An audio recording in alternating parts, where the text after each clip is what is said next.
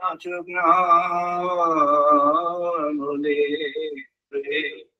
নাচহুবিব নাচে জনবায়ু চিদানন্দ রূপ শিব শিব চিদানন্দ রূপ শিব শিব চিদানন্দ রূপ শিব শিব নচ প্রাণ শান্ত নবৈ পঞ্চবায়ু নব সপ্ত ধাতু নব পঞ্চকোশা নব পানিপাদ নচ পাস্ত বায়ু চিদানন্দ রূপ শিব শিব চিদানন্দ রূপ শিব শিব চিদানন্দ রূপ শিব শিব নামে বিশ্বরাগ নামে লোভ মোহ পাদনৈব মেনৈব মৎসর্য ভাব ন ধর্ম ন চান্ত ন কামো ন মোক্ষ চিদানন্দ রূপ শিব শিব চিদানন্দ রূপ শিব শিব না পুণ্যাং না পাপং না সুখং না দুঃখং না মন্ত্র না তীর্থ না বেদ না যজ্ঞা অহং ভোজনং নৈব ভোজং নভোক্ত চিদানন্দ রূপ শিব শিব চিদানন্দ রূপ শিব শিব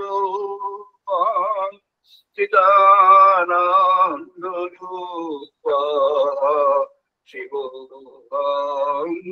শিব নামে তু শঙ্কর নামে জাতি ভেদ পিতা নৈব মে নৈব মাতা না জন্ম না বন্ধু না মিত্রং গুরু নৈব শিষ্যা চিদানন্দ রূপ শিব শিব চিদানন্দ রূপ শিব শিব চিদানন্দ রূপ শিব শিব অহং নিরাকার রূপং বিভূত্যা চ সর্বত্র সর্বইন্দ্রিয়াণাং न च संगतं नैव मुक्तिनामेय चिदानन्दरूपः शिवोऽहं शिवोऽहं चिदानन्दरूपः शिवोऽहं शिवोऽहं चिदानन्दरूपः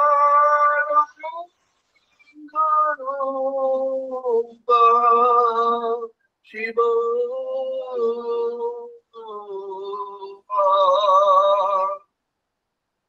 शिवोऽहं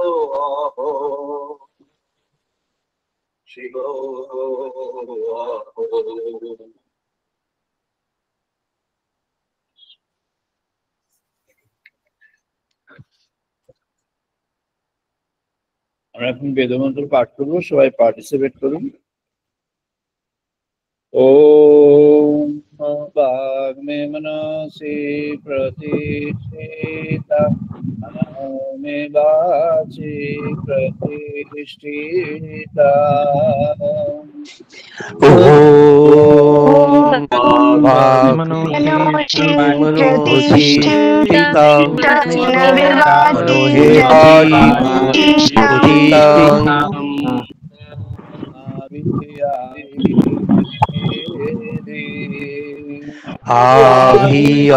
আভিমেধি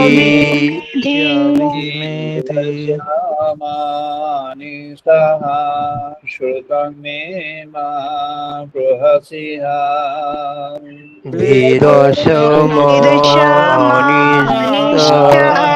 শ্রুতং মে মা প্রহসিয়া অনিনোদিতেন অহোরাত্রাম সংদদামি অনিনোদিতেন অহোরাত্রাং সংদদামি ীতাং বদিষ্যামি সত্যাং বদিষ্যামি ঋতং বদিষ্যামি সত্যং বদিষ্যামি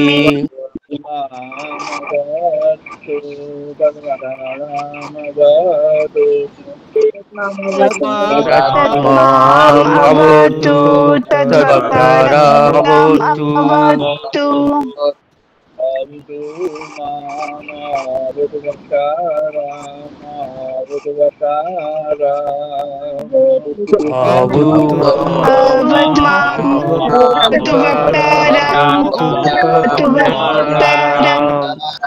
ओम शांति शांति शांति ओम शांति शांति शांति ओम पापयन्तु मम अङ्गानि प्राणचक्षु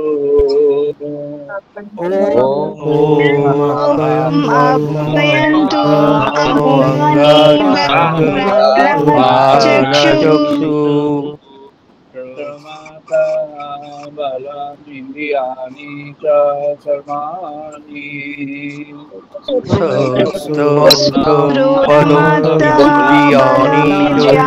सर्वाणि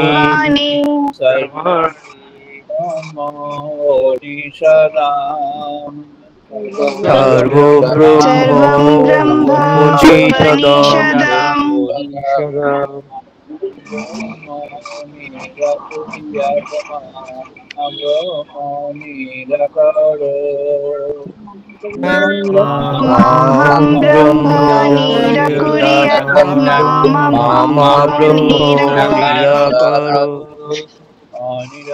निराकरणमस्तु निराकरणमस्तु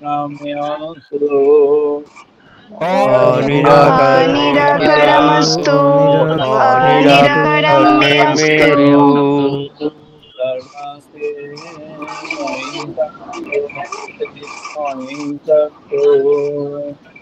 धर्मस्ते मयि सन्तु ते मयि सन्तु। ওটা তো বিভিন্ন বেদের মন্ত্র একজন নিরাকার হবে। ओम शांति शांति শান্তি। সর্বপ্রথম মন্ত্র পূর্ণ হোক। पूर्णमादाः पूर्णमिदं पूर्णात् पूर्णमुदच्यते ॐ पूर्णमादः पूर्णमिदं पूर्णात् पूर्णमुदच्यते पूर्णमादाय पूर्णमेव अवशिष्यते पूर्णस्य पूर्णमादाय पूर्णमेवावशिष्यते। शांति शांति शांति। ॐ शान्ति शान्ति शान्तिः। ओम सहनो भवतु सहनौ भुनक्तु ॐ सहनो भवतु सहनौ भुनक्तु। भवावहै सौवीर्यं करवावहै। श्रीनो अधितमस्तु मा विद्विषावहै तेजस्विनो अधितमस्तु मा विद्विषावहै। शांति शांति शांति। ॐ शान्ति शान्ति शान्तिः। शांनो मित्रः शांवरुणः शांनो भवति अर्यमा ॐ शाम्नमित्रः शाम्बरुणः शाम्नभवति अर्यमा। बृहस्पतिः शांनो विष्णु रुक्रमः शाम्न इन्द्रो बृहस्पतिः शाम्न विष्णु उरुक्रमः। ब्रह्मणे नमः देवाय नमो ब्रह्मणे नमः देवाय। त्वमेव प्रत्यक्षं ब्रह्मसि त्वमेव प्रत्यक्षं ब्रह्मयसि। त्वमेव प्रत्यक्षं ब्रह्म वदिष्यामि त्वमेव प्रत्यक्षं ब्रह्म वदिष्यामि। गीतं वदिष्यामि सत्यं वदिष्यामि गीतं वदिष्यामि सत्यं वदिष्यामि। तद्मामवतु तद्भक्तानामवतु तद्मामवतु तद्भक्तानामवतु। मामवतु भक्तानाम् अवतु अवतु भक्तानाम्। शांति शांति शांति। ॐ शान्ति शान्ति शान्तिः। भद्रं कर्णे विष्णुं देवाः ॐ भद्रं कर्णेभिः देवा भद्रं पश्येमाक्षवीर्यजोत्राः भद्रं पश्येमाक्षवीर्यजोत्राः। तुष्टवांशतनोभिः स्थिरोऽयं शुभांशतनुभिः। यथायो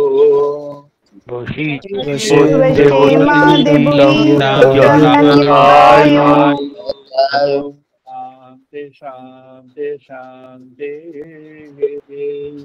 ॐ शान्ति शान्ति शान्तिः।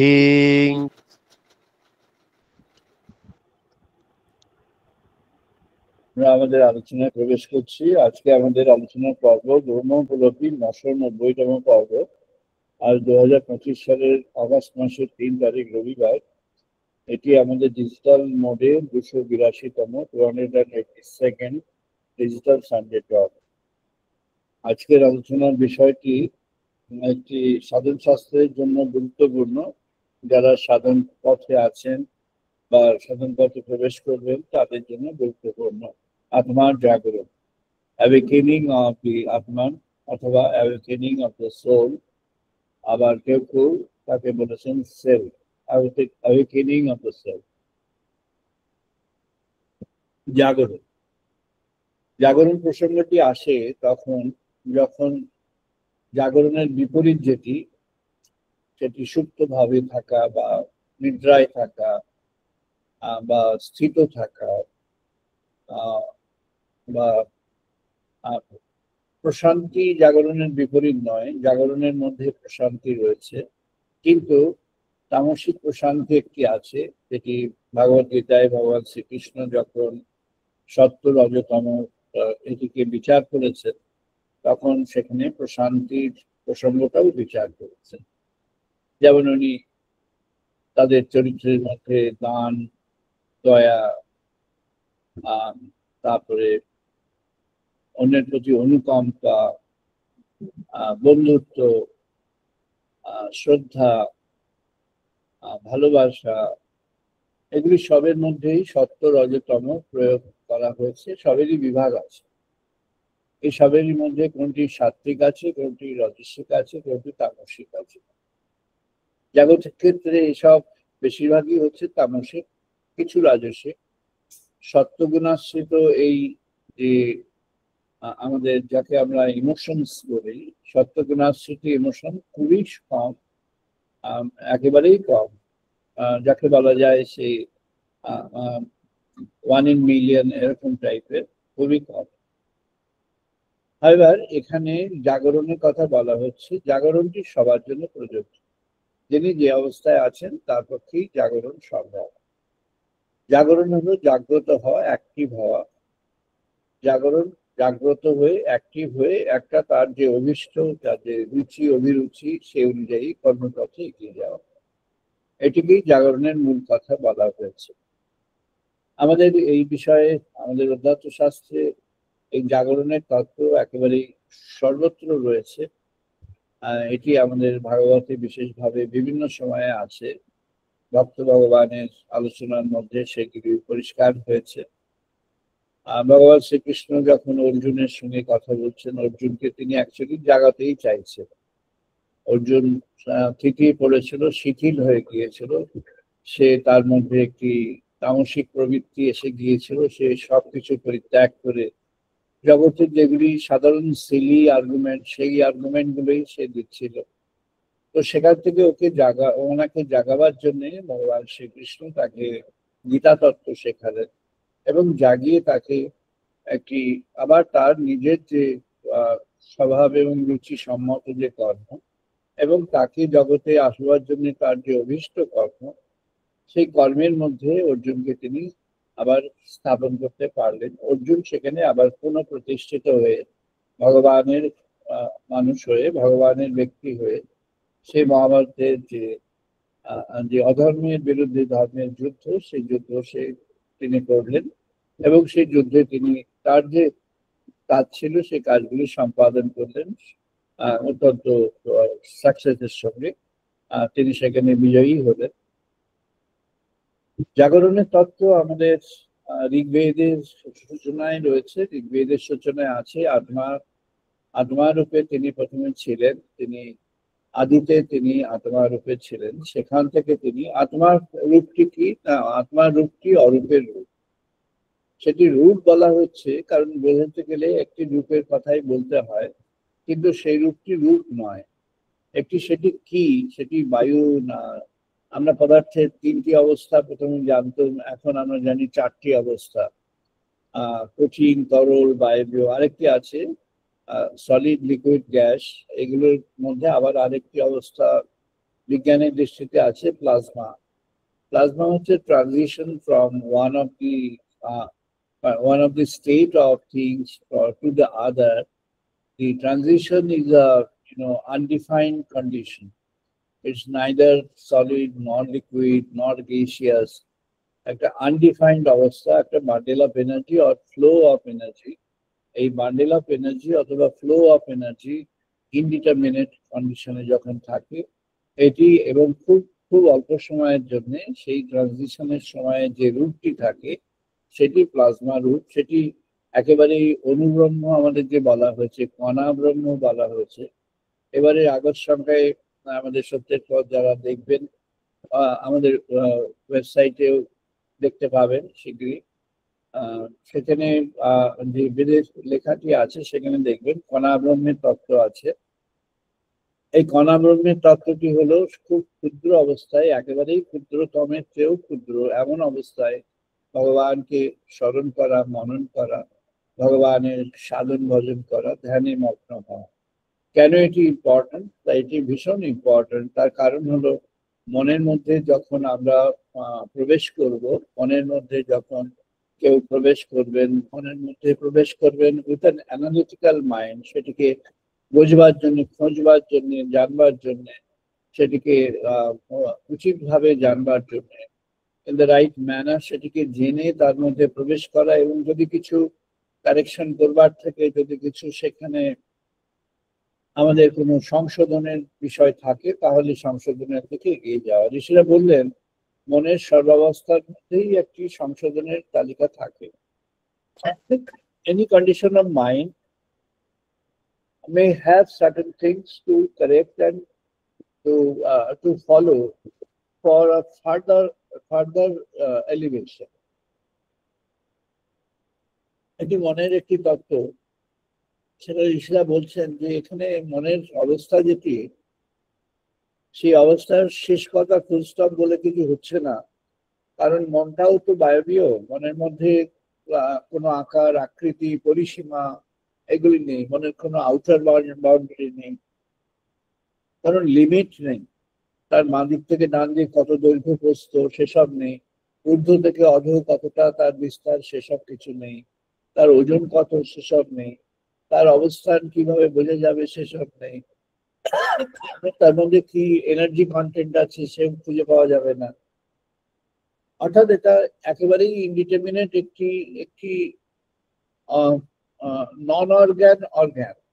একটা অর্গানিক ক্ষেত্রে সেটির কোনো অর্গানিক অর্গান নয়, অথচ সে হচ্ছে সমস্ত অর্গানের মধ্যে একটা কোঅর্ডিনেটিং, একটা ইনভিজিবল অর্গান।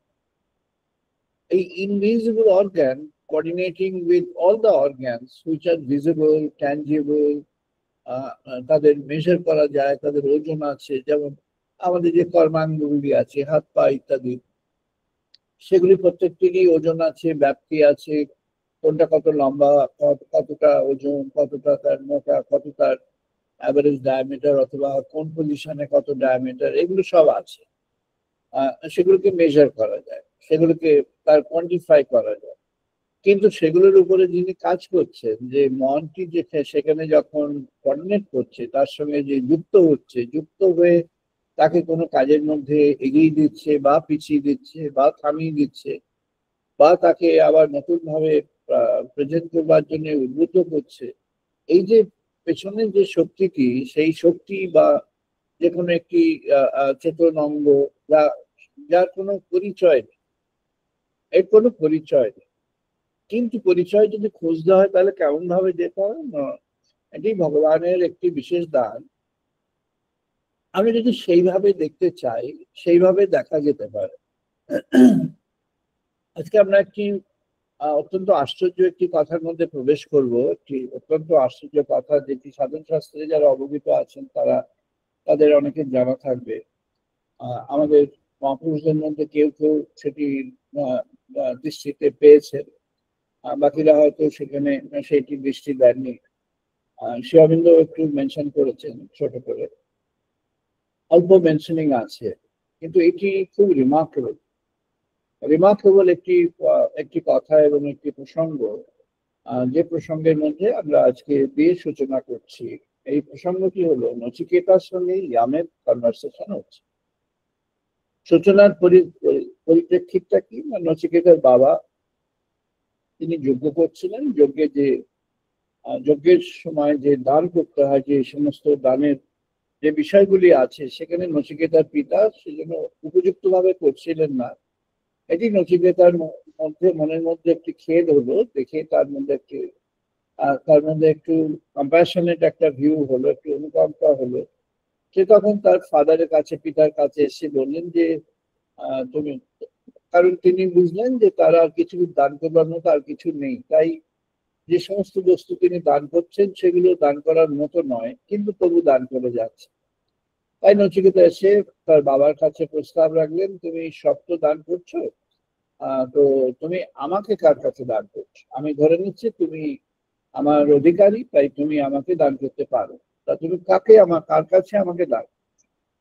তো ফার্স্ট টাইম তিনি রেসপন্ড করেননি, সেকেন্ড টাইম রেসপন্ড করেননি। যখন নচিকেতা থার্ড টাইম হাত করছেন, তখন তার ফাদার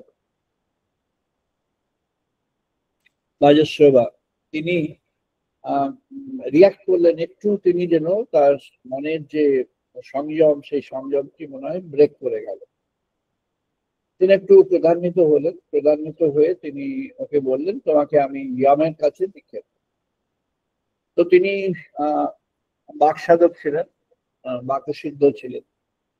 তো তার কথা যখন হলো, কথা অনুযায়ী হয়ে যাবে কাজটা, তাই নচিকেতার কথা অনুযায়ী কাজ হয়ে নচিকেতা এখন তিনি ইয়ামের কাছে চলে গেছেন। ইয়াম, এটি এমন একটি কনটেক্সট তৈরি করা আছে, এমন একটি কনটেক্সট ঋষিরা বলেছেন, এবং এটি কৃষ্ণ যজুর্বেদের একটি অত্যন্ত পাওয়ারফুল একটি presentation to the human society. যে জন্য বলা হয়েছে, একটি স্থানে আমি পেলাম মহাভারতের যে আলোচনা আছে, সেখানে যখন এই আদি পর্বের মধ্যে সবাই তৈরি হচ্ছে, সবাই প্রস্তুত হচ্ছে, যারা যুদ্ধ করবে তাদের জন্য অস্ত্র শিক্ষা, সাধন ভজন ইত্যাদি সব হচ্ছে, এবং আরো পটভূমিগুলো আসছে। এবার আস্তে আস্তে অ্যাকশনের মধ্যে চলে যাবে, তাদের নানা রকম পানিশমেন্ট, নানা রকম ক্রাইসিস, এর মধ্যে দিয়ে পাণ্ডবরা পাস করবে, এবং পাস করবার পর তারা আবার এসে মিট করবে, যখন সেই পাশা খেলা ইত্যাদি হয়ে যাওয়ার পর যখন যুদ্ধে যখন এসে মিট করবে, তখন যেন একটা কালমিনেটিং পয়েন্ট। তো ঋষি বৈশম্পায়ন, সমগ্র মহাভারতের মধ্যে প্রধান ঋষি হলেন ঋষি বৈশম্পায়ন। তিনি কৃষ্ণ যজুর্বেদের ফাদার। কৃষ্ণ যজুর্বেদের ঋষি বৈশম্পায়ন সম্পর্কে তারই একজন প্রধান শিষ্যদের মধ্যে একজন। তিনি প্রধান শিষ্য তা নন, কিন্তু প্রধান শিষ্যদের মধ্যে একজন ভীষ্ম। তো ভীষ্মকে ঋষি বৈশম্পায়ন নানাভাবে, নানা সময়ে ভীষ্মকে তার ভগবত পথে ভক্তি লাভের জন্য ভীষ্মকে তিনি নানাভাবে গাইড করেছেন। তো ভীষ্ম তার কাছে তিনি অবলাইজ, মানে গুরু শিষ্যের মতো একটা সম্পর্ক। তারা বন্ধুর মতো, আবার গুরু শিষ্যের মতো, বন্ধু কিন্তু গুরু, এরকম টাইপের বৈশম্পায়ন।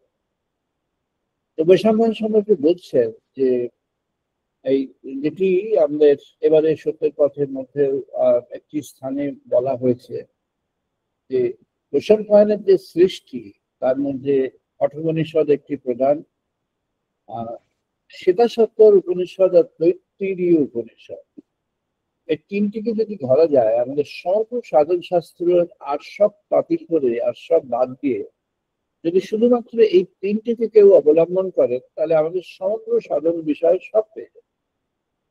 আমাদের যে বেদের যে মন্ত্রগুলি আছে, যেটি ঋগ্বেদের মন্ত্র, সামবেদের মন্ত্র, যজুর্বেদের কৃষ্ণ শুক্ল মিলে যে যজুর্বেদের মন্ত্র, অথর্ববেদের মন্ত্র, এর মধ্যে যে মূল প্রতিপাদ্য আছে, সবটাই ওখানে পাওয়া যায়। তার মধ্যে একটি খুব প্র্যাকটিক্যাল এবং সিকোয়েন্সিয়াল, সেটি হলো কঠোপনিষদ। তো কঠোপনিষদ এই রচনা সম্পর্কে সেই ভীষ্মের কথা হলো যে এটি যিনি পালন করতে পারবেন, তিনি সাধন বিষয়ে পরিপূর্ণতায় চলে যাবেন, তার ভগবান লাভ, ব্রহ্মপ্রাপ্তি তার অনিবার্য। এটি তার একটি কথা। তো আমরা আসছি কঠোপনিষদে। সেখানে এখন নচিকেতা ইয়মের ওখানে চলে গিয়েছেন। 3 রাত্রি অপেক্ষা করার পর ইয়ম ফিরলেন, তিনি ছিলেন না। কার্যান্তরে গিয়েছিলেন, কারণ নচিকেতার তখন আসবার কথা নয়। তার untimely presence to the world of death, বা আনটাইমলি প্রেজেন্সে তার জন্য কোনো সার্ভিস সেখানে ছিল না।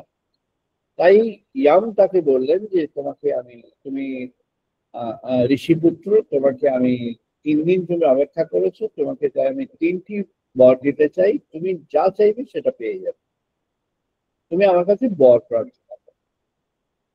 তো নচিকেতা প্রথমে একটি বর প্রার্থনা করলেন যে আমি যখন ফিরে যাব, তখন তুমি যখন আমাকে ফেরত পাঠাবে, তখন আমার পিতা যেন আমাকে আনন্দের সঙ্গে গ্রহণ করে। অর্থাৎ নচিকেতা একটি কথার মধ্যে অনেকগুলো কথা বলে দেবে। বালক নচিকেতা তার প্রি ইউথ কন্ডিশন তখন, অথবা আর্লি ইউথ কন্ডিশন, এরকম বয়সের বালক নচিকেতা তিনি তার ইয়ামকে বলছেন, দ্য গড অফ ডে, তাকে তিনি বলছেন তুমি যখন আমাকে ফেরত পাঠাবে, তোমার কাছ থেকে যখন ফিরিয়ে আমাকে আমার স্থানে পাঠিয়ে দেবে, তখন যেন আমার ফাদার আমাকে আনন্দের সঙ্গে অ্যাকসেপ্ট করে। তার নচিকেতাকে তিনি বললেন যে হ্যাঁ, অবশ্যই, তুমি যখন ফিরে যাবে তুমি দেখবে তোমার বাবা তোমাকে আনন্দের সঙ্গে আলিঙ্গন করে গ্রহণ করছে। তাই হয়েছিল। তো এই বলে তারা নচিকেতা তার বাবার প্রতি এতটা হলো, তার পিতা তাকে ইয়ামের কাছে পাঠিয়ে দিলেন। তৎসত্ত্বেও he has maintained his total respect, unquestioned respect for his father. এইটি একটি ভ্যালুস, এটি আমাদের উপনিষদ দেখিয়েছেন। এই আনকোয়েশ্চেন faith and respect to the father in all situations, নচিকেতার নিজের উপরে যে ইনফ্লিক্সটা হয়েছে বলে আমরা মনে করছি, সেটা অ্যাকচুয়ালি তার মনে কোনো দাগ কাটে। তার কাছে এটা একটা এক্সপিরিয়েন্স, এবং তিনি একটা এক্সপিরিয়েন্সের মধ্যে দিয়ে পাস করছেন। সুতরাং তিনি আনন্দিত, তিনি খুশি, তিনি অখুশি নয়, তিনি ভীষণ আনন্দিত। কিন্তু তিনি এবার ইয়ামের সঙ্গে যেন ইকুয়াল টার্মসে কথা হচ্ছে। তাই প্রথম কথাটি এমন হলো, প্রথম বর। তো প্রথম বর তিনি প্রাপ্ত হলেন। তো এখানে খুব ইন্টারেস্টিং, শঙ্করাচার্য খুব বিশদ আলোচনা করেছেন এই উপনিষদটির উপরে। এতটাই বিশদ আলোচনা করেছেন যে খুব এমফাসিস দিয়েছেন। সেটা সত্ত্বেও কঠোর এই দুটোর উপরে ভীষণ এমফাসিস দিয়েছেন, কৈত্তিরীয় কিছুটা। আর উনি খুব এমফাসিস দিয়েছেন যেটি যাজ্ঞবল্ক্যের তৈরি ঈশোপনিষদ। ঈশোপনিষদের উপরে এমফাসিস শ্রী অরবিন্দ ভীষণ দিয়েছে। ঈশোপ উপনিষদের উপরে এমফাসিস আমাদের সায়নাচার্যের সময় থেকে প্রায় সকলেই দিয়েছে। এমনকি যখন এখানে আমরা আচার্য ম্যাক্স মুলারকে দেখি, তার যে কথা লেখা, তিনি ম্যাক্স মুলার এখানে ঈশোপনিষদকে অত্যন্ত গুরুত্বের সঙ্গে গ্রহণ করেছেন। কিন্তু তিনিও বুঝেছেন কঠোপনিষদের স্থানটি, অর্থাৎ আত্মতত্ত্বের যেটি অরিজিন অথবা আত্মতত্ত্বের যেটি ডিটেলস, এই অরিজিন অ্যান্ড ডিটেলস এটি কঠোপনিষদের নাম, এবং সেটি সূচনা হচ্ছে এখান থেকে। ইয়াম দ্বিতীয় প্রশ্নের জন্য বললেন, দ্বিতীয়বারের জন্য বললেন তুমি দ্বিতীয়বার বলো। দ্বিতীয়বারে ওই নাচিকেত অগ্নি হলো। নচিকেতা চাইলেন যে এমন একটি তুমি সাধন বিষয় বলো যেখানে মানুষের জন্য, সেটি ফর হিউম্যানিটি, মানুষ যখন সেই যজ্ঞের অগ্নিতে সে মানুষ যখন এগিয়ে আসবে, তার সাহচর্য পাবে, তার কাছে সে নিজেকে সমর্পণ করতে পারবে, তখন তার জন্য সে যেন তখন লিবারেটেড হয়ে যায়, অর্থাৎ তখন তার মধ্যে যেন মুক্তির বিষয়, অর্থাৎ সে যেন সবকিছু থেকে মুক্ত হয়ে যেতে পারে, সে যেন মুক্তির স্বাদ পেতে পারে এবং মুক্তিতে যেতে পারে। তো সেখানে ইয়াম তাকে একটি বর দিলেন, যে এটা ভীষণ ইউনিক। বললেন তোমার নামে আমি এবার অগ্নি চয়ন করছি, নাচিকেত অগ্নি। যিনি এই নাচিকেত অগ্নির সাধন করবেন, ত্রিনাচিকেতন, এই নাচিকেত অগ্নির 3টি সাধন, 3টি পর্বের সাধন যিনি করবেন, তার কিছু ইঙ্গিত ওখানে দেওয়া আছে। সেটি একটু যখন যিনি সাধন পর্বের মধ্যে নিজে প্রবেশ করবেন সিরিয়াসলি, তখন সেটি আলোচনার জন্য উপযুক্ত।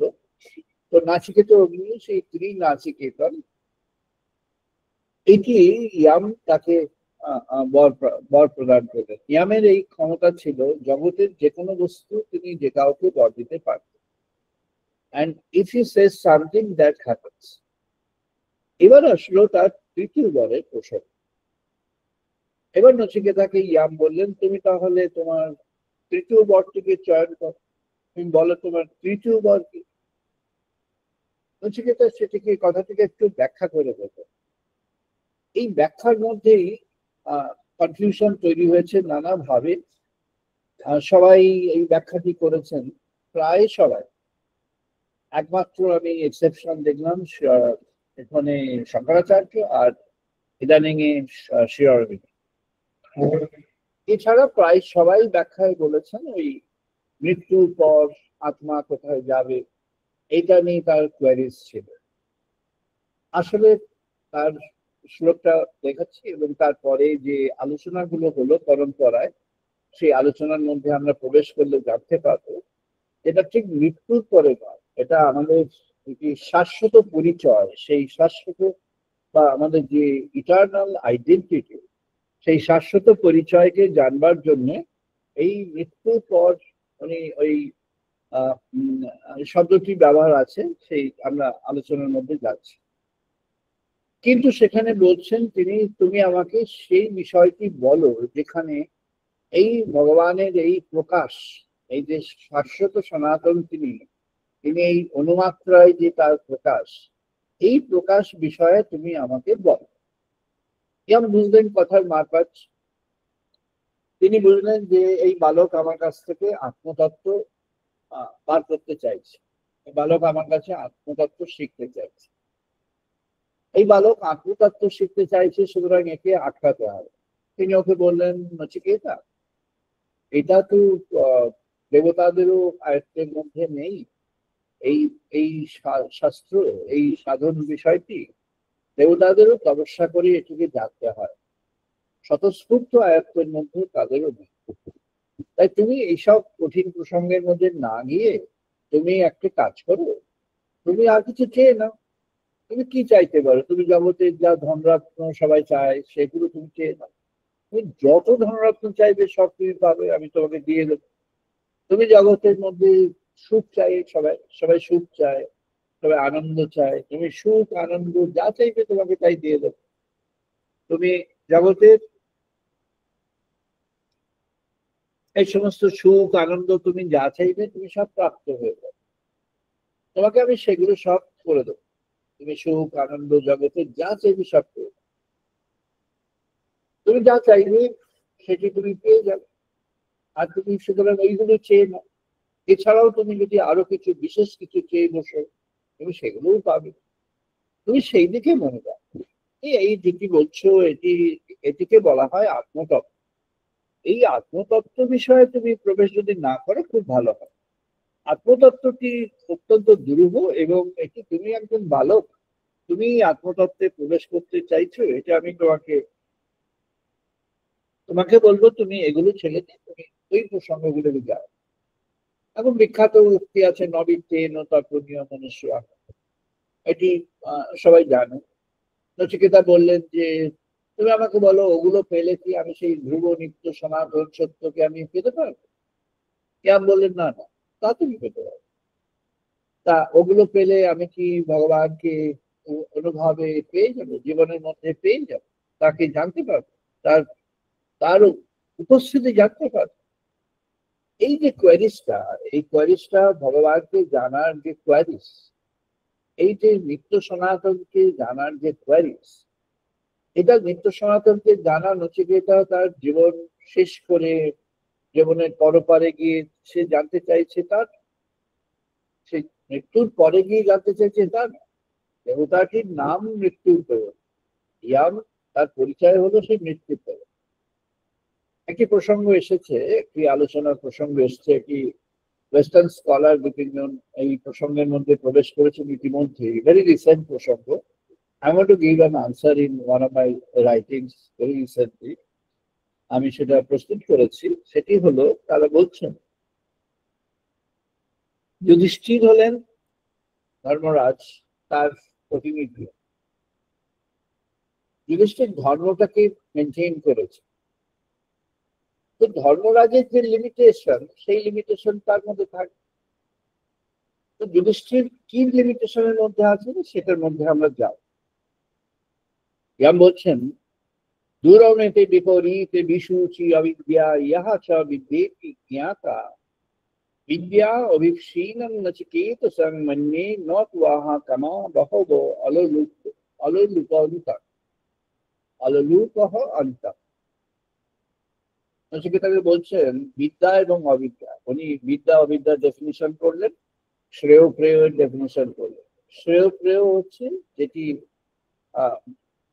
লং টার্মের জন্য, যাকে আমরা বলি সাস্টেইনেবিলিটি, লং টার্মের জন্য যেটি প্রযোজ্য সেটি শ্রেয়, আর শর্ট টার্মের জন্য যেটি সেটি হলো প্রেয়। ইংরেজিতে আমরা করি একটি প্লেজারেবল, একটি ইলেক্টেবল। শ্রেয় হলো ইলেক্টেবল। ইলেক্টেবল কি না, by choice you have elected certain things for you. যদি আপনার মনে হয় যে হ্যাঁ আমাকে লং টার্ম যেটি স্থায়ী সেটা জানতে হবে, পেতে হবে, বুঝতে হবে, জীবনে নিতে হবে, সেটি হলো তার ইলেক্টেবল। যদি ইলেক্টেবল এটা না হয় তাহলে অন্য যা কিছু ইলেক্টেবল হতে পারে, কিন্তু জেনারেলি রেকমেন্ড করা হচ্ছে। আর প্রেয় কি প্লেজারেবল, এখন যা খুব আনন্দ। যেমন একটা এক্সাম্পল বিভিন্ন সময় আমরাও দিয়ে থাকি, সবাই দিচ্ছে, বহুজন দিয়েছেন। এটা এমন নয় যে আমরাই প্রথম দিয়েছি তা নয়, বহুজন আগেও দিয়েছেন। এই এক্সাম্পলটার কোনো এটা কপিরাইট কিছু নেই, যে কেউ দিতে পারে। সেটি হলো ওই এক গ্লাস চিনির জল আর এক গ্লাস নিমের জল বা কিছুটা নিমের রস।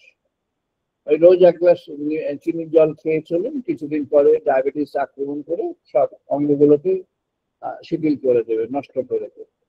আর যিনি নিমের রস খান অল্প একটু, 1 চামচ 2 চামচ যা হোক, তিনি তার সমস্ত, এখন খেতে খারাপ, খেতে ভালো নয়, ইট ইজ নট প্লেজারেবল, কিন্তু তিনি নির্বাচন করেছেন ইলেক্টেবল, নির্বাচন করেছেন যে আমি স্থায়ী একটা কিছু করবো, তাই স্থায়ী করছেন। সেজন্য ওটা এক্ষুনি ভালো লাগছে না, কিন্তু আগামীতে ভালো লাগবে, কারণ তিনি একটা স্থায়ী জীবন, স্থায়ী মাত্রা, স্থায়ী সুস্বাস্থ্য এগুলির অধিকারী হয়ে যায়। যাই হোক, জীবনের জন্য এই প্লেজারেবল এবং ইলেক্টেবল এই দুরকম বিষয় একটা এদিকে আছে, অর্থাৎ বিষয় রচনা, বিষয়কে চুজ করা জীবনের জন্য, জীবনের গতি করবে। আর একটা আছে নলেজ, আমাদের অভিজ্ঞতা, জ্ঞান, এই সব মিলে একটা আছে বিদ্যা এবং অবিদ্যা। ইয়াম ডেফিনিশন করেছেন বিদ্যা হলো সেটি যা আপনাকে ভগবানের কথা ভাবতে সাহায্য করে, অথবা ভগবানের বিষয় সম্পর্কে, সেটি হলো বিদ্যা। আর এছাড়া যেটি আছে সেটি হলো অবিদ্যা। বিদ্যা এবং অবিদ্যার মধ্যে এটি বিভাগ করলেন ইয়াম। বিভাগ করে তিনি বললেন, নচিকেতাকে উদ্দেশ্য করে বললেন, আমি তোমাকে দেখতে পাচ্ছি যে তোমার রুচি, তোমার চরিত্র, তোমার স্বভাব, তুমি সামগ্রিক ভাবে তুমি বিদ্যার হলে, অর্থাৎ তুমি ভগবানকে জীবনে চাও, তুমি ভগবানের জন্য তুমি আকাঙ্ক্ষী, তোমার মধ্যে ভগবানের জন্য ভালোবাসা তৈরি হয়েছে, তুমি ভগবানের জন্য একেবারেই দৃঢ়। তোমাকে আমি এতগুলি কথা বললাম, তুমি কোনো কিছু নিলে না, তোমার কোনো দিকে তোমার বাসনা জাগলো না, তোমাকে এত সব উদার আহ্বান দিলাম, সেটা তোমার কিছুতেই তোমাকে স্পর্শ করলো না, তা তুমি হলে বিদ্যার অধিকার। তাই অনেকে বলছেন দূরম এতে বিপরীতে বিশুচি অবিদ্যা ইয়া চ বিদ্যেতি জ্ঞান। বিশুচি হচ্ছে যেটি এটি মানে এদিকেও হতে পারে, ওদিকেও হতে পারে, বিদ্যা যেতে পারে, অবিদ্যাও যেতে পারে, অর্থাৎ যার মধ্যে ডাউট আছে। বিদ্যায় আচ্ছা ঠিক আছে, ভগবানের পথে যাবো, কিন্তু গেলে কি হবে, আমার তো কিছু লাভ হবে না, এই ডাউট। যার ডাউট আছে সে হয়ে গেল, সে বিদ্যা থেকে অবিদ্যায় চলে গেল। The moment you have entertained any element of doubt in yourself about God, you have that moment, instantly, immediately, you have gone the other side of the spectrum where it's maybe anti-God, maybe non-God, maybe nothing related to God. It's known as secular. A secular mind কেমন হতে পারে? সেকুলারিজমের ব্যাখ্যা আমাদের Oxford dictionary করেছেন non God, things which are not related to God. আমরা যে ব্যাখ্যা দিয়ে থাকি সেই ব্যাখ্যা না, আমাদের সাধারণ ব্যাখ্যা আমাদের ভারতবর্ষে চলছে। সেকুলারিজম মানে your equidistance from the religious thoughts, you have an equidistance from religious thoughts. তা না, অক্সফোর্ডের যেটি স্ট্যান্ডার্ড ডেফিনিশন, যেটি স্ট্যান্ডার্ড ট্রান্সলেশন, সেটি হলো, তার মিনিং সেটি হলো যে either oriented to God or not oriented. তো not oriented to God but also good person. Yama হলেন সেই যিনি not oriented to God, a good person. তিনি নচিকেতাকে বরণ করলেন যে তোমার মধ্যে বিদ্যা আছে, তাই আমি তোমাকে সম্মান করলাম, আমি তোমাকে সম্মান করি। এবং আমি তোমাকে সম্মান করে কি বলছি না, বলছেন বিদ্যা অভিশীলং নচিকেত সম্মান্যে নতবাহা কামা বহব অললুপ অন্তম। হচ্ছে এত সমস্ত কামনার বিষয় আছে, এত সমস্ত কামনার বিষয় তোমাকে পরিবেশন করা হলো, তুমি শেষ পর্যন্ত কোনোটাতেই তুমি আকৃষ্ট হলে না। তোমাকে আমি বললাম সমস্ত বৃত্ত নিয়ে নাও, পৃথিবীর যা ধন সম্পদ আছে তোমাকে, তুমি অধিকারী হয়ে যাবে, তুমি না করে দেবে। তোমাকে আমি বললাম তুমি জীবনের যা ভোগ সুখ আছে, যত রকমের আছে, সব তুমি পেয়ে যাবে, তুমি শুধু একবার বলো, তুমি না করে দেবে। তোমাকে আমি বললাম তুমি তোমার মতো করে বলো কি চাও, এটাই তুমি পেয়ে যাবে, সেও তুমি না করে দেবে। আমি তোমাকে বলেছি তোমার মতো করে চাও এই বিষয়টি ছাড়া, তাও তুমি না করে দিয়েছো। তুমি কি চাইছো না, তুমি এই আত্মতত্ত্ব চাইছো। তাই ইয়াম বলছেন তোমার মধ্যে বাসনা কামনার লেশ মাত্র, তুমি কোনোভাবে লুপ্ত, তুমি গ্রিডি নও, কোনোভাবে তুমি গ্রিডি নও, অললুপ্তম অন্তম, তুমি গ্রিডলেস, ডিজায়ারলেস। তোমার মধ্যে কোনো বাসনা কামনা নেই, তোমার মধ্যে কোনো লোভ বাসনা নেই, তোমার মধ্যে কোনো এই রিপুর দহন, রিপুর যে তাপস, সেগুলো কিছুই নেই, তার বিন্দু মাত্র। তাই তুমি হলেন বিদ্যার অধিকারী, সুতরাং তোমাকে আর না বলা যাবে না। কিন্তু এবার ওনার নিজের মধ্যে একটি অনুশোচনা জাগলো, ইয়ামের নিজের মধ্যে। এই প্রসঙ্গটিকেই বলা হচ্ছিল শুরুতে। শঙ্করাচার্য লিখলেন যে ভগবান ব্যতিরেকে অন্য যে কোনো তার পরিচয়, ভগবানকে চাওয়া ব্যতিরেকে অন্য যে কোনো পরিচয়, তিনি অনেক মহান কর্মের অধিকার। তিনি সমগ্র জগতের জন্য একজন বিশেষ সেবক। তিনি কোটি কোটি মানুষকে সেবা করে চলেছেন। তিনি অনেক মানুষের জন্য অনেক অনেক কাজ করেছেন, উপকার করে দিয়েছেন। যেমন শ্রী রামকৃষ্ণদেব বললেন যদি জানতুম যে কামারপুকুরকে, যদি জানতুম যে ওটাই দরকার, তাহলে কামারপুকুরকে সোনালি বানিয়ে দেওয়া যেত। মাকে আবেদন করলে মা সরাসরি করে দিত। কিন্তু তিনি বললেন ঈশ্বর লাভই তোমার জীবনের উদ্দেশ্য, ওটা নয়, ঈশ্বর লাভটাই জীবনের উদ্দেশ্য। এখানেই তোমার বাসনার ফুলস্টপ। এখানে প্রবেশ করতে হলে বাসনা কামনার ফুলস্টপ। ইয়াম বললেন তোমার মধ্যে এটা একেবারেই অন্ত হয়ে গিয়েছে, কোনোভাবেই তার লেশ মাত্র নয়, একেবারে শেষ পর্যন্ত কোনো বাসনা তোমার একটুকু বিন্দু নেই। তাই তুমি বিদ্যার অধিকারী, তুমি ভগবানকে চাইছো, তুমি তাই এই আত্মতত্ত্ব যে বিজ্ঞান, তার তুমি উপযুক্ত একজন অধিকার।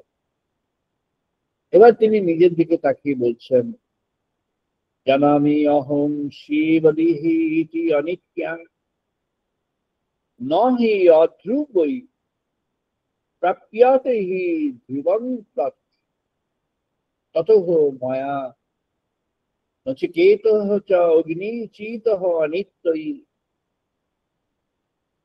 দ্রব্যৈ প্রাপ্তবান অস্মি নিত্যা। নচিকেতাকে বললেন নচিকেতা, আমি এগুলো সব জানি যে বাসনার লেশ থাকলে ভগবানকে, সেই নিত্য সনাতন, তাকে পাওয়া যায় না। তাকে প্রকৃতভাবে উপলব্ধি করা যায় না। আমি এটি জানি, যিনি ধ্রুব নিত্য সনাতন, তাকেই জানবার জন্য জীবনকে প্রস্তুত হতে হয়। আমি এটি জানি যে জীবনের জন্য, জীবনে ভগবানকে পাওয়ার জন্য, ভগবানকে জীবনের মাঝে উপলব্ধি করবার জন্য তোমাকে সমগ্র সমগ্র বিষয়ের জন্য যে কামনা বাসনা আছে তার থেকে পরিপূর্ণভাবে মুক্ত হতে হয়। আমি এগুলি সব জানি নচিকেতা, কিন্তু আমার সেখানে নিশ্চয়ই কোনো ক্ষমা ছিল, শান্তি ছিল, শর্টফল ছিল। তাই দেখো, ততঃ মায়া নচিকেত অহং সেবদীতি অনিত্য। নচিকেতা, তাই তুমি দেখো আমি অনিত্য বিষয়ের মধ্যে যুক্ত হয়ে আছি। আমি কি কর্মের মধ্যে আছি না, নিত্য অনিত্যের এই যে যাতায়াত, সেই কর্মের মধ্যে আমি আছি। আমি অনিত্যকেই বরণ করছি, অনিত্যকেই সঙ্গ করছি সব। আমি সেই নিত্য সনাতনের সঙ্গ করছি না। তুমি সেই নচিকেতা, তুমি সেই অধিকারী, তুমি সেই চেতনকে তুমি জীবনের মাঝে পেয়েছো। তুমি সেই চেতনের অধিকারী জীবনের মাঝে, যে চেতন তোমাকে জীবনের সমস্ত বাসনা কামনার ঊর্ধ্বে নিয়ে চলে গিয়েছে। হে নচিকেতা, তোমার আত্মা স্বয়ং তোমার মধ্যে জাগ্রত হবে, যেটা আমার মধ্যে হয়। যার মধ্যে I have failed to attain the knowledge of the Supreme within through my own realization, but I know the various aspects how to get that. I know that. I know what are the conditions to get that. I know what are the conditions one has to pass through to have the realization of the Supreme in the form of Atman within. I know that, but I have failed to attain that, as I have some remaining desire within myself. That's why, Nachiketa, look at me. What is the profile of the work that I am doing? I've been engaged and involved in the empirical activities connected with something or all the things which are not that eternal truth, which are away from eternal truth to a great extent. তাই আমি সেই জীবনের সঙ্গে আছি। তুমি তাকিয়ে দেখো, আমি ইয়াম, আমি সেই জীবনের সেই যাত্রাগুলিকে আমি সেই যাত্রাগুলির সঙ্গে সঙ্গী হয়ে আছি, যে জীবনযাত্রা এই অনিত্যের সঙ্গে যুক্ত হয়ে আছে। The observation about Yudhishthir also similar. Observation, he was truthful. Yudhishthir Dharmaraj, তিনি ধর্মের অনুসার, তাকে সত্যবাদী যুধিষ্ঠির বলা হয়। তিনি ধর্ম পালন করেন, নিয়ম নিষ্ঠা তার প্রচন্ড আছে, তিনি রিচুয়ালস গুলো পালন করেন। But he has deviated from the transcendental spirit of God. He did not have the opportunity to even see the cosmic form of God. Yudhishthir রাজা হওয়ার পর তার মধ্যে একটি আক্ষেপ ছিল যে অর্জুন, যোদ্ধা অর্জুন, সে কৃষ্ণের সেই যে মহান যে রূপ, কৃষ্ণের স্বরূপ বলে যে মহান রূপ, that transcendental form of Lord the Supreme, Arjuna had the opportunity to have visualized that by the grace of God himself. Can't I have this প্রস্তাব রাখলেন, অনুরোধ রাখলেন, ভগবান উন্মোচন করলেন তার সেই রূপ। Yudhishthir could not see that. Yudhishthir did not have that purity of that self and mind through which he could not have that. বৈষম্যের আরেকটি সূত্র এনেছেন যুধিষ্ঠিরের প্রসঙ্গে, সেই স্কোয়ারেলের সূত্র, যে সেই অতি দূরের এক গ্রামাঞ্চলে যে গাছে থাকতো আর এক গরিব ব্রাহ্মণ পরিবারের পাশে, সেখানে যুদ্ধের সময় যে একটা ক্রাইসিস আসলো, ওয়ার টাইম ক্রাইসিস, তখন সরবরাহ খাবার টাবার ইত্যাদি ছিল না, মানুষের মধ্যে হাহাকার, কারোর ঘরে খাবার নেই। তো তারা বেগিং করে কিছু পেলো কয়েকদিন পর, কয়েকদিন অনাহারে চলছে, বাড়িতে রয়েছেন তিনটে generation, the old generation, the middle generation আর নিউ জেনারেশনের একটি বাচ্চা। এই তিনটে জেনারেশন বাড়িতে আছে। মিডল জেনারেশনের যারা, ওরা ভিক্ষা করে কিছু পেলেন, তাই সেটি কুকিং হলো, খাওয়া হবে। অন্ন এবার পরিবেশন হচ্ছে। অন্ন পরিবেশন হচ্ছে এমন সময় তাদের কাছে এসে গেলেন তাদের একজন অতিথি।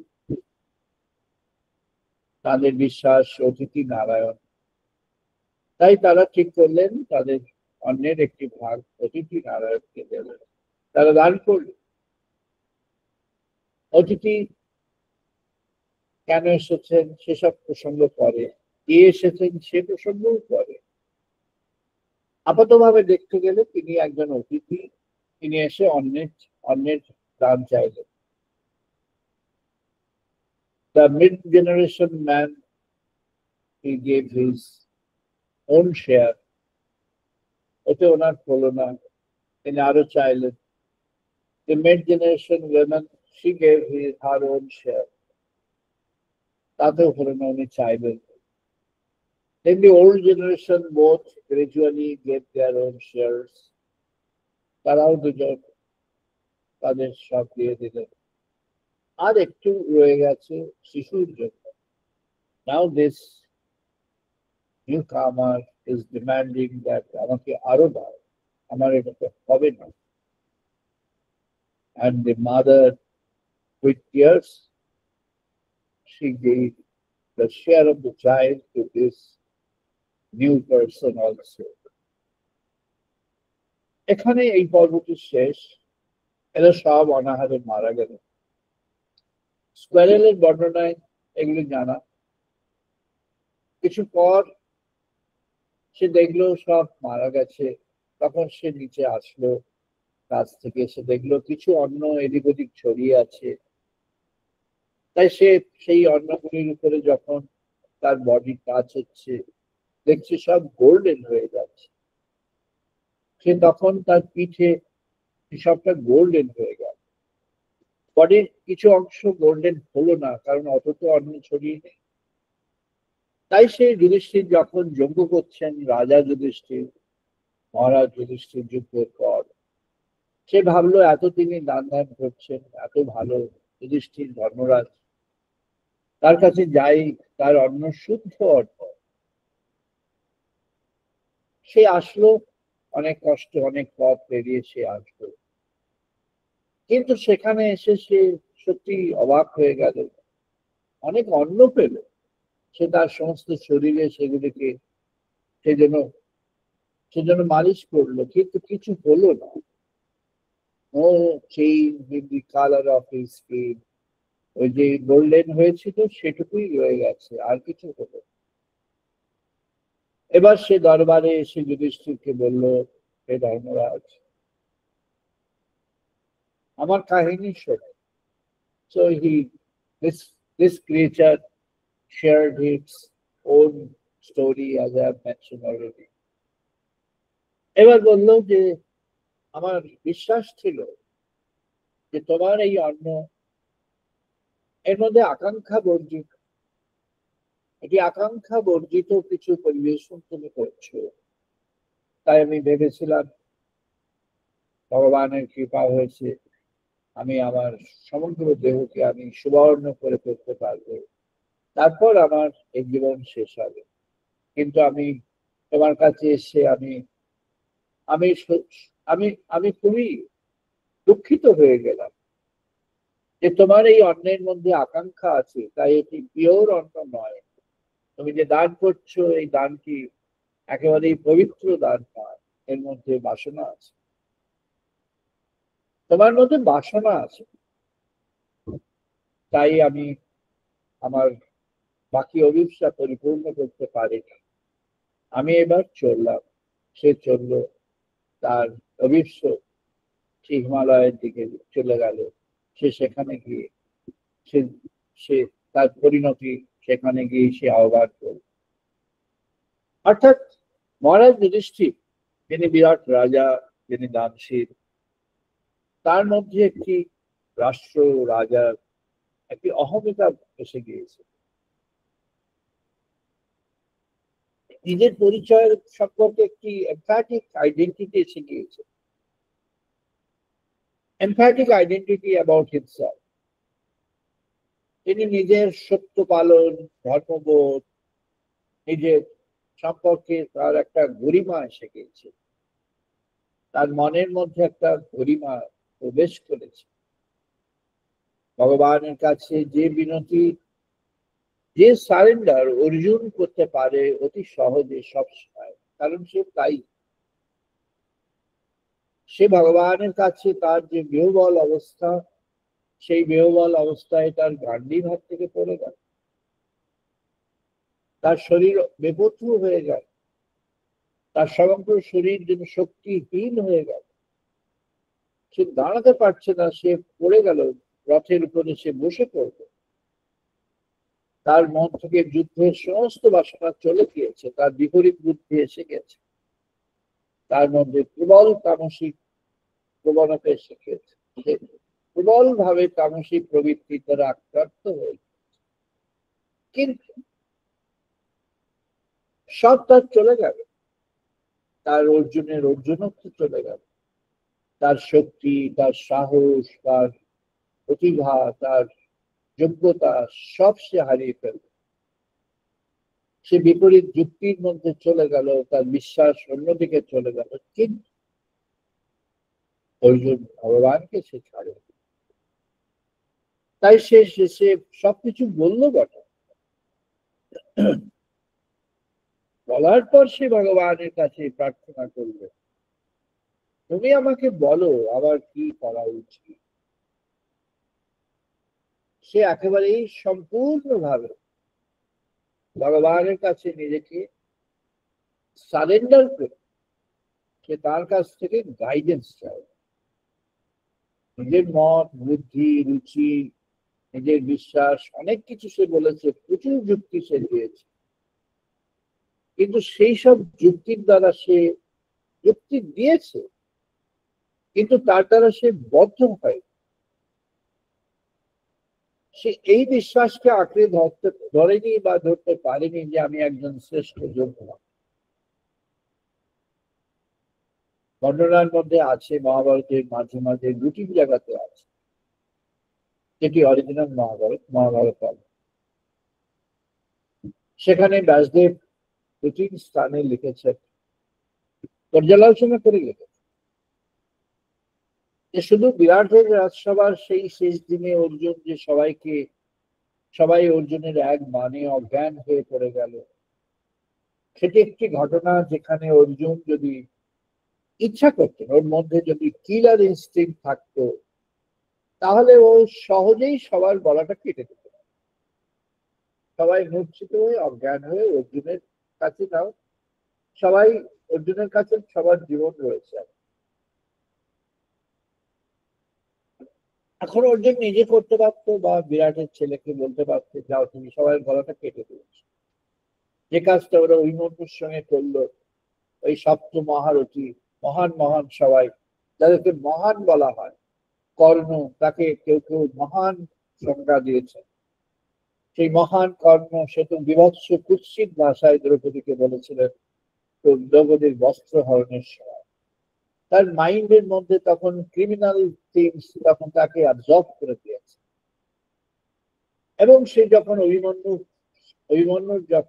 অভিমন্যুর সঙ্গে কেউই যুদ্ধে পারছে, সব মহারথীরা সবাই অভিমন্যুর কাছে পরাস্ত করে। তাই তখন সবাই দেখলো যে কালেকটিভলি অভিমন্যুকে এবার আমরা আক্রমণ করব। একসঙ্গে চারজন মহারথী আক্রমণ করবো, আর একজন পেছন থেকে গিয়ে তাকে খড়গহস্তে গিয়ে, ওই দুজনের ভাই খড়গহস্তে গিয়ে তাকে আবার আক্রমণ করবে। সপ্ত মহারথী অথবা চারজন greatest, one of the greatest warriors of the war, এই চারজন একসঙ্গে, আর বাকি তিনজন অত বড় মাত্রায় না হলে তারাও খুব শক্তিশালী, সাতজন একসঙ্গে নিয়ে বালক অভিমন্যু তার গলাটা কেটে দিল, তাকে অন্যায়ভাবে মার। ওই যুদ্ধে কখনো এমন হয়নি যে একজন রথীকে সাতজন মিলে, একমাত্র কেস হচ্ছে অভিমন্যু। তৎসত্ত্বেও এর মধ্যে যারা ছিলেন প্রত্যেকেই নিজেকে ক্রিমিনাল প্রমাণ করে দিয়েছে, প্রত্যেকে। দ্রৌপদীর দিয়ে বস্ত্র হরণের সবাই, সব বড় মহারথীরা ছিল, সবাই সেটা অ্যাবজর্ব করে,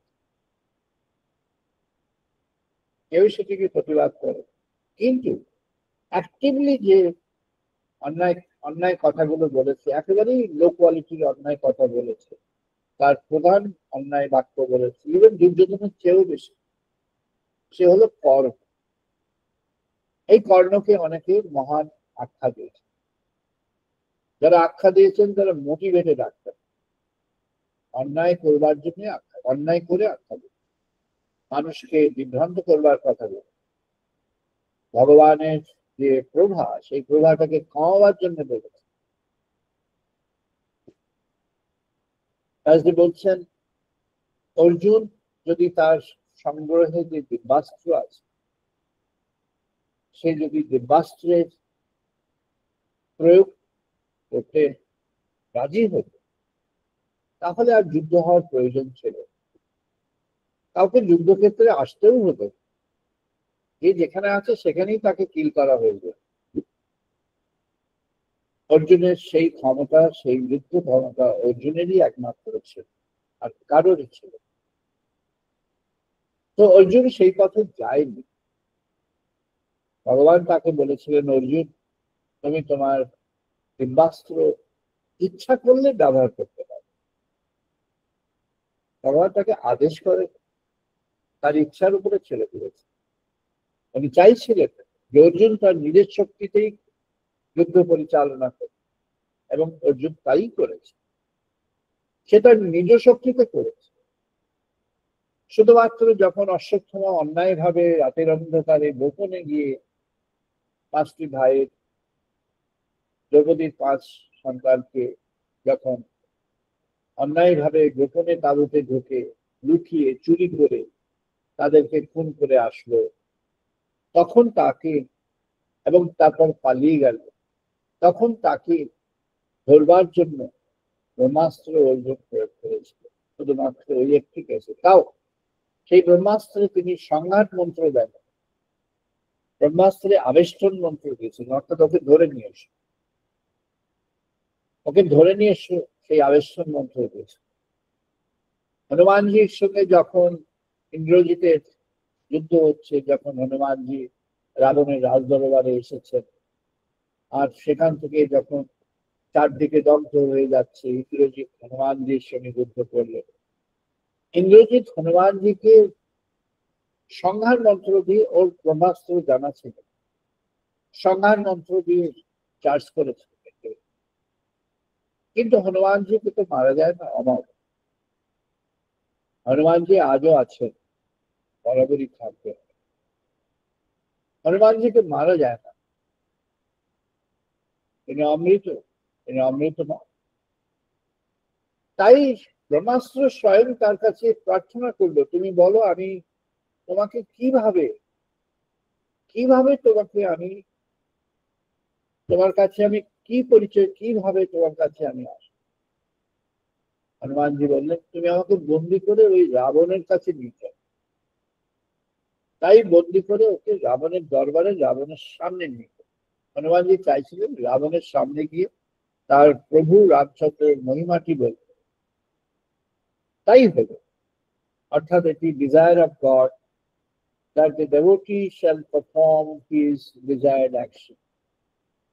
দেবটির এখানে ডিজায়ার্ড অ্যাকশন কি ছিল না, তার লর্ডকে সেবা করা, তার প্রভুকে সেবা করা ছিল তার অভীষ্ট। সেই অভীষ্ট পূরণ করে দিলেন ব্রহ্মাস্ত্র দিয়ে। কিন্তু এক্ষেত্রে অর্জুনের সেই অভীষ্ট ছিল না। আমার যদি অভীষ্ট থাকতো তাহলে অশ্বত্থামার যে বর ছিল সেই বরটা খণ্ডন হয়ে যেত। কিন্তু সেই বর খণ্ডন করার জন্য অর্জুন বলেন, তিনি তাকে ধরবার জন্য বলেছেন। তাই তার সেন্টিমেন্ট হলো ও চিরকাল ওই জরাগ্রস্ত হয়ে ঘুরে বেড়াচ্ছে, এখনো আছে জরা। সেই জরাগ্রস্ত হয়ে এই পৃথিবীর কোণে কোণে ঘুরে বেড়াচ্ছে। অনন্তকাল তাকে ওই জরাগ্রস্ত হয়ে ঘুরে চলতে হবে, তার মুক্তি হবে না। প্রচন্ড তার দুঃখ কষ্টের মধ্যে কিন্তু কাটাতে হবে, জরা হয়ে তাকে কাটাতে হবে। মানব শরীর তার থাকতে পারে, নাও থাকতে পারে, যে কোনো শরীরের মধ্যে সে যেতে পারে, কিন্তু সবসময় সে এরকম একটি যন্ত্রণা কাতর হয়ে থাকে, তাকে থাকতে হবে। সে ক্রাইম করেছে। বলছেন জানামি অহং সেবদ, আমি এগুলো জানতো যে সমস্ত বাসনার পারে না যেতে পারলে আত্মার পরিচয় জানা যায় না। আত্মার জাগরণ কিসে হবে? বাসনার মুক্তি থেকে আত্মার জাগরণ হবে। ঋষি বলেছেন কামস্য আত্মিন জগতঃ প্রতিষ্ঠান অনন্তং অভয়স্য পারম স্তোমহং উদগায় প্রতিষ্ঠান দৃষ্টা ধৃত্যা ধীর নচিকেত তস্যাক্ষী। বর্ণনা করলেন ঋষি বৈশম্পায়ন। ইয়াম নচিকেতাকে যা বললেন তাতে বোঝা গেল বাসনার প্রভাব কতটুকু এবং কতটা। বাসনার প্রভাব প্রচন্ড ভাবে। শ্রীরামকৃষ্ণ যেমন বলেছেন অহমের ব্যক্তি অহং যেতে চায় না, যায় কিন্তু যায়, যায় কিন্তু যায়। সাধন শাস্ত্রে অনেক সাধন পথ আছে, ষড়রিপু নিধন করা হবে। ষড়রিপু নিধনের সাধন অনেক আছে। তার একটা এক্সট্রিম উদাহরণ আছে ঋষি বিশ্বামিত্রের উদাহরণ, এক্সট্রিম উদাহরণ। তার উপরে সাধক কেউ নেই। বিশ্বামিত্রের চেয়ে বড় সাধক সৃষ্টিতে হয়নি কথা, সাধক হিসাবে 1000 বছরের তপস্যা। বিশ্বামিত্রের তপস্যা এতটাই গভীর হয়ে গেল, দেবলোকে সবাই বিশ্বামিত্রের তপস্যা সম্পর্কে সবাই যেন চঞ্চল হয়ে উঠল। যে বিশ্বামিত্রের মধ্যে ব্রহ্মশক্তি এতটাই প্রবল হয়ে উঠবে যে বিশ্বামিত্রের ইচ্ছায়, কেন উনি আগে রাজা ছিলেন এবং উনি সেই রাজস্বী রাজা নয়, এমনি রাজা ছিলেন। আর ওই রাজা থাকা অবস্থায় তিনি বশিষ্ঠকে আক্রমণ করে তার শিষ্যদের হত করেছিলেন বিশ্বামিত্র। অর্থাৎ তার মধ্যে একটা অ্যাগ্রেসিভ মাইন্ড ছিল, একটা কিলার মাইন্ড ছিল, একটা ডমিনেট করবার মাইন্ড ছিল, একটা অহংকারিত মাইন্ড ছিল, একটা প্রবল ভাবে তার মধ্যে ইগোইস্টিক মাইন্ড ছিল। তাই তো ওই যেটি বলেছেন দ দ দ, এটি বৈশম্পায়নের শিষ্য জাঙ্গবল্ক ঠিক মতো বললেন দ দ দ।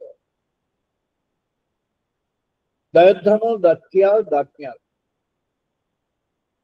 আসরিক প্রবৃত্তি যাদের মধ্যে আছে। আসরিক প্রবৃত্তি কি না, যাজ্ঞবল্ক্য বললেন ঠিক, ওর গুরু যা বলেছেন তাই। আসরিক প্রবৃত্তি হলো যাদের মধ্যে এই ষড়ঋতু চঞ্চল হয়ে আছে, ষড়ঋতু আরো বেশি করে আছে, সেই মানুষগুলোই হচ্ছে আসরিক মানুষ। তার জন্য একটি না নখ দাঁত এইসব বার করা এরকম চেহারা দরকার। এমনি সুষম সুঠাম চেহারাও হতে পারে, যে কিছু হতে পারে, যা কিছু হতে পারে, ভেতরটা বাইরেটা দেখে সেটি বোঝা যাবে, ভেতরটা তার স্বভাব, তার চরিত্র, তার গুণাগুণ সেটা থেকে ফুটে উঠবে। এটা হলো আসরিক চরিত্র। তাকে বললেন দয়ধ্বম। দয়ধ্বম কি না, বললেন তুমি এবার নিজের দিকে তাকাও, এবার নিজেকে সম্বরণ করো, তুমি নিজেকে সম্বরণ করো। তুমি যে যে প্রবৃত্তির মধ্যে প্রবেশ করে আছো, এই প্রবৃত্তি তোমাকে অনন্তকাল ধরে দহন করে যাবে। May not be limited to one life. As you go on craving for things, as you go on having desires for things, you will have unending series of experiences of getting the things partially and getting a sense of deprivation, then gradually getting stronger and stronger. You will be always into the stressful condition in the world. You will be always into the sorrows of your mind and life. তোমার মধ্যে সেই সরো, সেই stress সবসময় ফুটে উঠবে। তুমি এর থেকে বেরিয়ে এসো। ঋষি বললেন, তুমি ভগবানকে স্মরণ। তত্ত্ব মানুষের জন্য যারা মানব প্রবৃত্তি কি শ্রীরামকৃষ্ণদেব এক কথায় বুঝিয়ে দেন, মাছি সন্দেশে বসে, আবার বিষ্ঠাতেও বসে, পরম। মানব প্রবৃত্তি হলো তাই, যা আসছেন নদীর ঢেউ, সমুদ্রের ঢেউ, উঠছে নামছে, উঠছে নামছে, উঠছে নামছে, ভালো মন্দ, খুব ভালো, আবার কিছু মন্দ, বা খুব এমন হয়ে যায়, কখনো এরকম, কখনো অন্যরকম, এমন হয়ে যাচ্ছে, variable, not stable, not steady. তাকে বললেন, তুমি দান করতে শেখো, নিজেকে দান করতে শেখো। ভগবানের কাছে অর্জুন যেমন নিজেকে দান করে দিল, তার মধ্যে মানবিক প্রবৃত্তি শিখিয়েছিল, তামসিকতা বাসা বেঁধেছে, দান করে। কি দান করলো না, সে ভগবানের কাছে বললো যে তুমি আমাকে গাইড করো, তুমি আমাকে বলো আমি কি করলে ভালো। এই তো ভগবান সূত্র করলেন, ওকে একটু ধমক দিলেন, অসচ্ছর অন্য সচ্ছন আঘাত যুবাস গতাসু ন গতাসু ন অনুসূচন্তি পত্রিকা। যে বিষয়ে শোক করা উচিত নয় তুমি সেই বিষয়ে শোক করছো, যে বিষয়ে দুঃখিত হওয়া উচিত নয় তুমি সে বিষয়ে দুঃখিত হচ্ছ, যে বিষয়ে প্রবেশ করা উচিত নয় সেই বিষয়ে তুমি প্রবেশ করছো। তুমি আবার নিজেকে ভাবছো তুমি নিজে খুব জ্ঞানী হয়ে গিয়েছো, তবে তুমি যখন জানতে চেয়েছো আমি তোমাকে বলছি। তাই তিনি সাংখ্যযোগের প্রসঙ্গ আনলেন, আত্মতত্ত্ব। যে আত্মতত্ত্ব ভগবান শ্রীকৃষ্ণ ভগবত গীতায় তার সাংখ্যযোগ অধ্যায়ে ব্যক্ত করেছে, এবং সেটি মোক্ষযোগেও সেটি ব্যক্ত করেছে।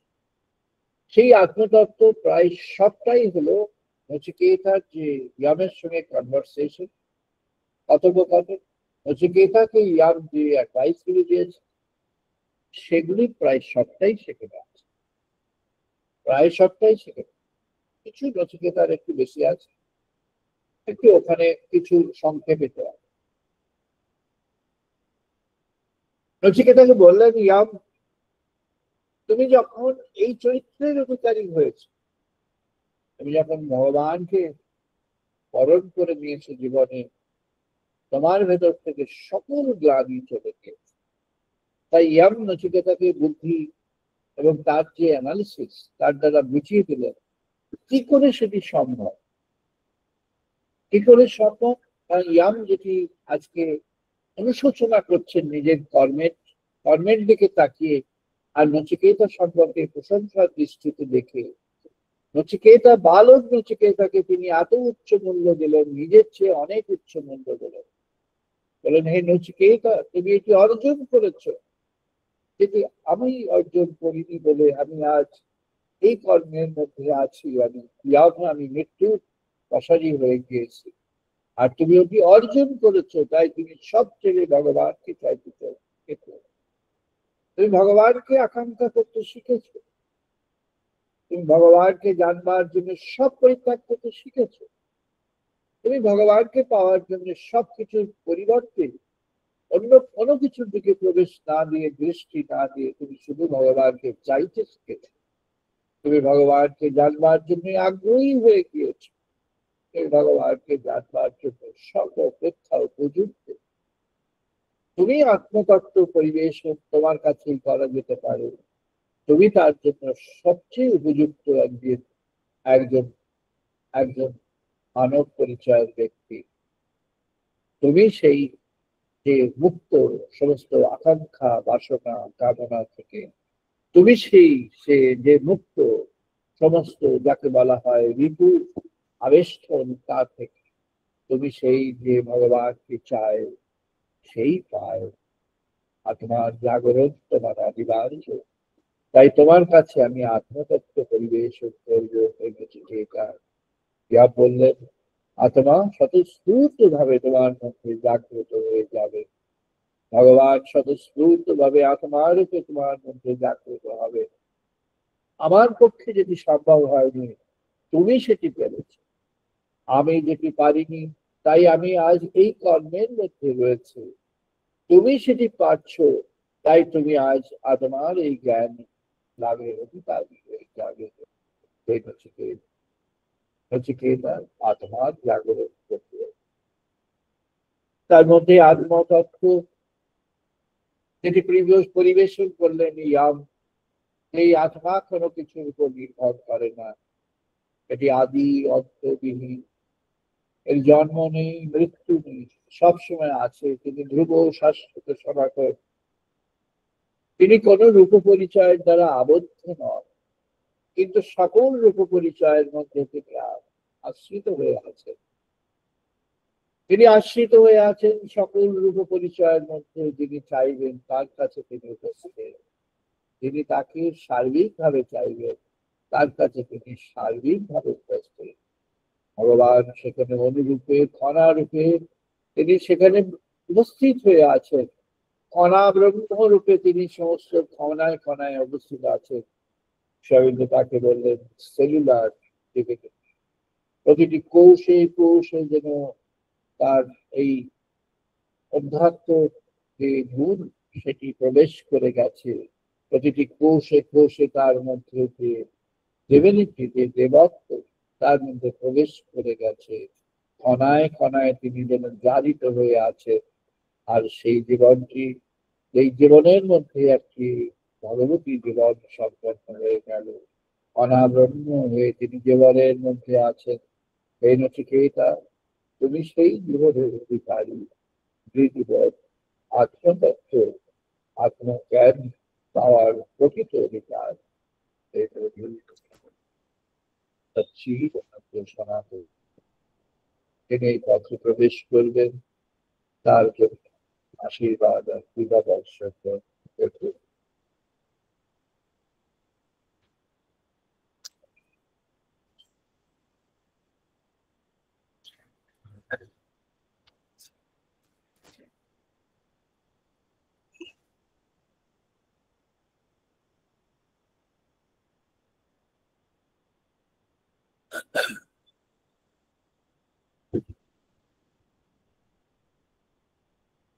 আমরা এখন বেদমন্ত্র পাঠ করবো, সবাই পার্টিসিপেট করুন।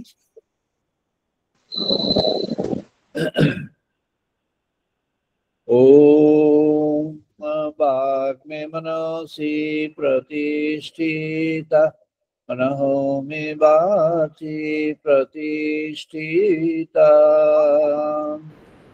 ওম বাগ্মে মনসি প্রতিষ্ঠিতা, মনঃ মে বাচি প্রতিষ্ঠিতম।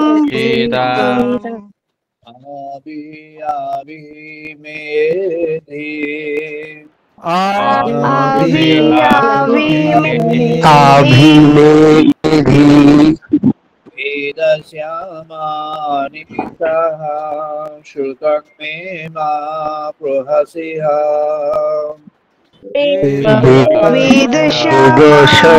বেদশমানিসহ তোমে মা প্রহাসিয়া।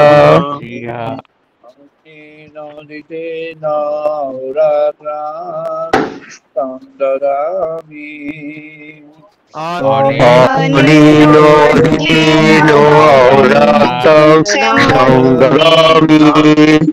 ঋতাং বদিষ্যামি সত্যাং বদিষ্যামি। ঋতং বদিষ্যামি সত্যং বদিষ্যামি। তদ্মামবতু তদ্বক্তারামবতু। তদ্মামবতু তদ্বক্তারামবতু। अवतु Avatu Mama Avatu Bhaktaram Avatu Bhaktaram आवतु माम आवतु Vaktaram आवतु Vaktaram Shanti Shanti Shanti Om Shanti शांति Payantu Mamangani Bhakranah Chokshu ओम व्यापयन्तु मम अंगानि वाक्खलचक्षु Rudramataha Balamindriyani Cha Sarvani सतमथं बलम् इन्द्रियाणि च सर्वाणि Brahma Upanishadam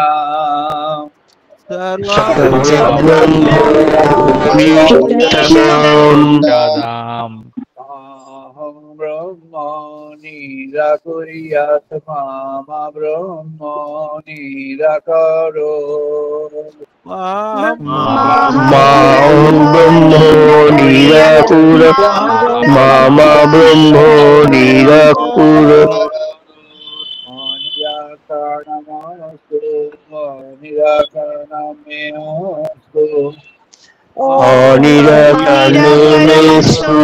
अनिरकर्णमेषु Moi santo te moi santo धर्मस्थे मोहि सन्तु ते मोहि सन्तु Shanti Shanti Shanti Om ॐ Shanti शान्ति शान्ति शान्तिः Om Purnamadaha Purnamidang Purnat Purnamudachyate ॐ पूर्णमिदं पूर्णात् पूर्णमुदच्यते Purnasya Purnamadaya Purnameva Avashishvate पूर्णश्च पूर्णमादाय पूर्णमेव अवशिष्यते Om Shanti Shanti Shanti ॐ शान्ति शान्ति शान्तिः Om Sahanavatu Sahanavatu Om ॐ सकलो गुणोतु Saviryam Karvavahui सवीर्यं कर्वाहुः Sino Aditamastu Mahavidvishavahui तेजस्विनो हि तमस्तु मा विद्विषाहुः Shanti Shanti Shanti ॐ शान्ति शान्ति शान्तिः Om Shangno Minkwaha Shangvarunaha Shangnavabhuti Ariyomaha ॐ शाङ्गवरुण शाङ्गभवति आत्मा Shangno Indraha Brihaspati Shangno Vishnu Rukramaha शाङ्गीन्द्र Brihaspati शाङ्गविष्णु रुक्रमा Mone Namaste Vayu नमो ब्रह्मणे नमो वायु Viva Pratyaksham Brahmasi त्वमेव प्रत्यक्षं ब्रह्मोऽसि পাদপ্রত্যক্ষং ব্রহ্ম বদিষ্যামি তমেব প্রত্যক্ষং ব্রহ্ম বদিষ্যামি। সত্যং বদিষ্যামি সত্যং বদিষ্যামি ঋতং বদিষ্যামি সত্যং সত্যং বদিষ্যামি রামবতু তদ্ভক্তারামবতু তৎমাম অবতু তদ্ভক্তারামবতু রামবতু ভক্তারাম অবতু মাম অবতু ভক্তারাম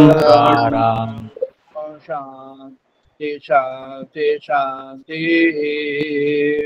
ওম শান্তি শান্তি শান্তি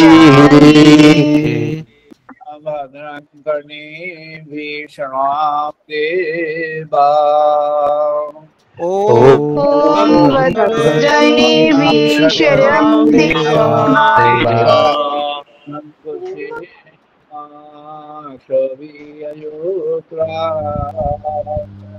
भद्रं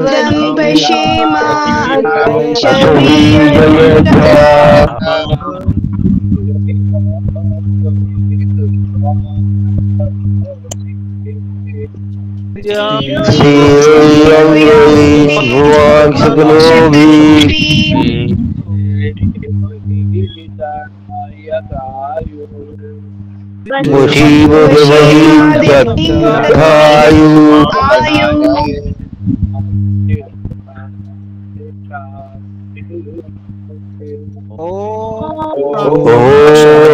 शांति शांति शांति। আমরা সবাই এখন 2 মিনিট ধ্যান করবো। নাও 2 মিনিটস মেডিটেশন, 2 মিনিট ধ্যান।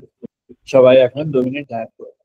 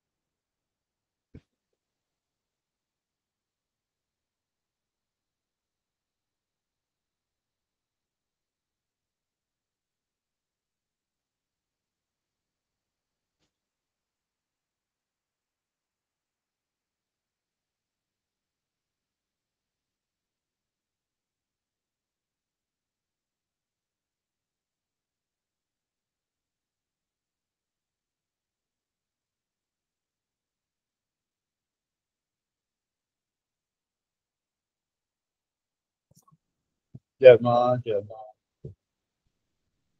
আমরা এখানে আজকে এখানে শেষ করছি। আমরা আবার আগামী রবিবার বিকেল 5:30 ইন্ডিয়ান স্ট্যান্ডার্ড টাইমে মিলিত হবে। সবাই ভালো থাকুন। Wish you all the best. সবাই ভালো থাকুন। প্রণাম স্যার। স্যার প্রণাম করুন। স্যার প্রণাম sir, touching your holy feet sir, প্রণাম স্যার। সবাই ভালো থেকো।